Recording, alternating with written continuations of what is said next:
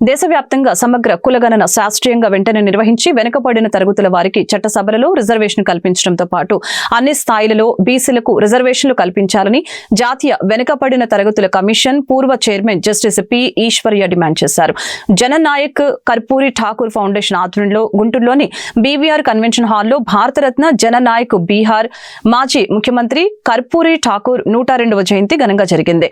ఈ కార్యక్రమంలో justice P Aishwarya, మాజీ మంత్రి వర్యులు డొక్క మాణిక్యవర ప్రసాద్, మాజీ శాసన మండలి సభ్యులు జంగా కృష్ణమూర్తి, సిపి రాష్ట్ర కార్యదర్శి జి ఈశ్వరయ్య, జననాయక్ కర్పూరి ఠాకూర్ ఫౌండేషన్ నేత డాక్టర్ ఆలా వెంకటేశ్వర్లు, జన చైతన్య వేదిక రాష్ట్ర అధ్యక్షులు వల్లంరెడ్డి, లక్ష్మణ్ రెడ్డి తదితరులు పాల్గొన్నారు. ఈ రోజు ఈ ఆంధ్ర రాష్ట్రంలో ఫిబ్రవరి మాసంలో నెక్స్ట్ మంత్లోనే లోకల్ బాడీస్ ఎలక్షన్స్ ఉన్నాయి. లోకల్ బాడీస్ ఎలక్షన్స్ ఉన్నాయి కాబట్టి ఆ సందర్భంగా ఏదైతే all India backward class federation all ఇండియాలో విస్తరించున్నదో అలానే ఆంధ్రప్రదేశ్లో అంత ప్రబలంగా లేకపోయినా మా డాక్టర్ ఆలా వెంకటేశ్వరరావు దానికి గౌరవ అధ్యక్షులు, వారి ద్వారా ఒక రిప్రజెంటేషను మేము ఏదైతే 2 నెలల కింద ఇచ్చినాము, 19th నవంబర్లో ఇచ్చినాము. తర్వాత అప్పటి నుంచి గవర్నమెంట్ ఏది జవాబు చెప్పనందువల్ల ఏమని ఇచ్చినాము, మీరు కులగణన చేయండి. కులగణన ఏదైతే గత ప్రభుత్వం కులగణన 23లో మొదలుపెట్టి ఎలక్షన్స్ కంప్లీట్గా చేసింది కానీ పబ్లిష్ చేయలేదు. ఆ కులగణన పబ్లిష్ చేయండి. లేదంటే కులగణన చేయడానికంటే socially educationally backward classes OBC లిస్టుని తయారు చేసుకోవడానికి రాజ్యాంగంలో హక్కు ఇచ్చింది. అదేంటంటే 2021లో ఆర్టికల్ 342A(3) కింద ప్రతి రాష్ట్ర ప్రభుత్వానికి కేంద్రపాలిత ప్రాంతానికి కూడా ఒక అధికారం ఇచ్చింది. అసెంబ్లీలో ఒక చట్టం చేసుకొని సోషల్ ఎడ్యుకేషన్ బ్యాక్వర్డ్ క్లాసెస్ లిస్టుని తయారు చేసుకొని దానికి విద్యా ఉద్యోగాలకు, లోకల్ బాడీస్కు, అట్లనే సంక్షేమ పథకాలకు, ఎకనామిక్ వెల్ఫేర్ మెజర్స్ కూడా వాడుకోవచ్చు.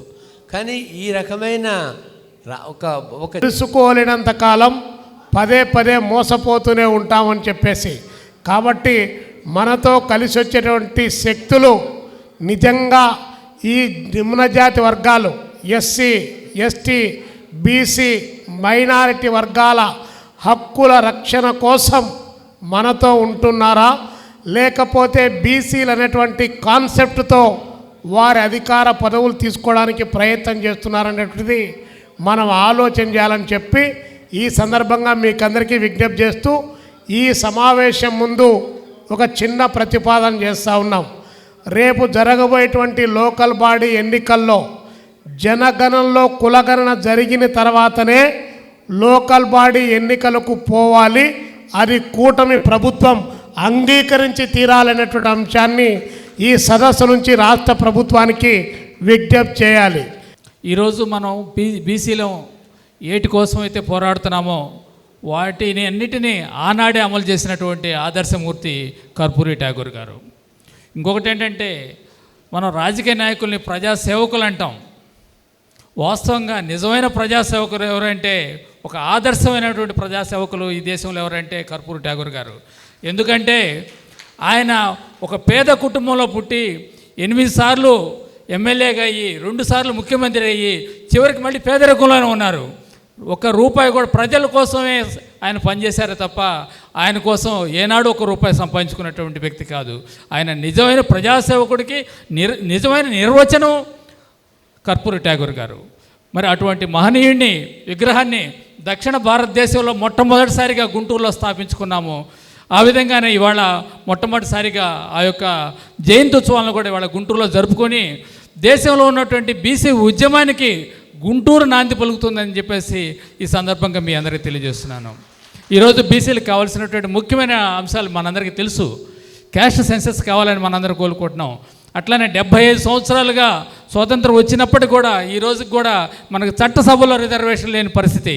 ఇవాళ చట్టసభలో రిజర్వేషన్ లేని పరిస్థితి ఉంటే ఏమవుతుందంటే, ఇవాళ మనందరూ కూడా బీసీలు ఎవరన్నా మన నాయకులు ఉన్నా కూడా వాళ్ళందరూ కూడా ఆ యొక్క పార్టీల యొక్క అధినేతల చెప్పు చేతుల్లో పనిచేయాల్సిన పరిస్థితులు ఇవాళ చూస్తున్నాం మనం స్పష్టంగా.